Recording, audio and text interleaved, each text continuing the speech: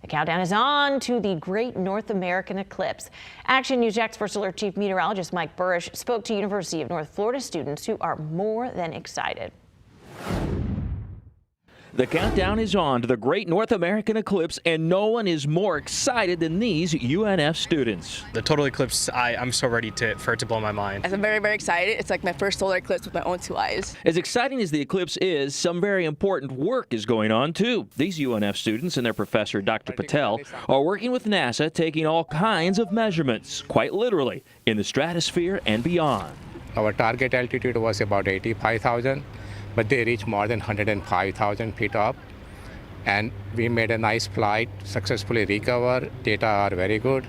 That flight was during October's annular solar eclipse in New Mexico. The team was able to measure a drop in ozone levels as well as a decrease in temperatures, UVs, and humidity. Even greater changes are expected to be measured during the April total eclipse. I hope that we're going to get some fantastic gravity wave data in Arkansas during the total solar eclipse.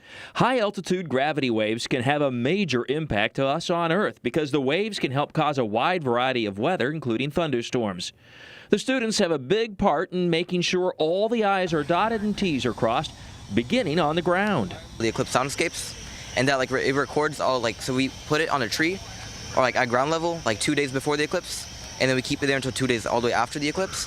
And what that does is we get to hear all the animal noises and their effects on how they're affected by the solar eclipse. As for the balloon itself, once it's off the ground, the vent helps us achieve a neutral buoyancy at a target altitude so that we can achieve a float and essentially help NASA measure gravity waves during the eclipse. Each white box connected to the balloon has a payload.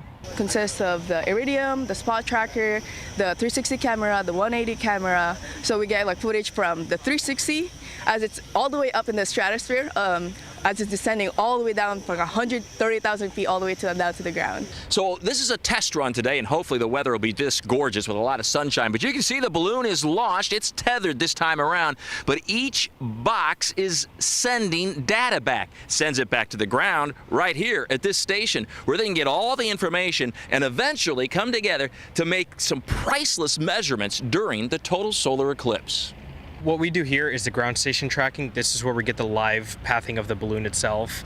So the anticipation builds for what could be a once-in-a-lifetime experience. It is really awe-inspiring to see a celestial body like our moon come into the path of our sun. It really makes you think about your place in our solar system.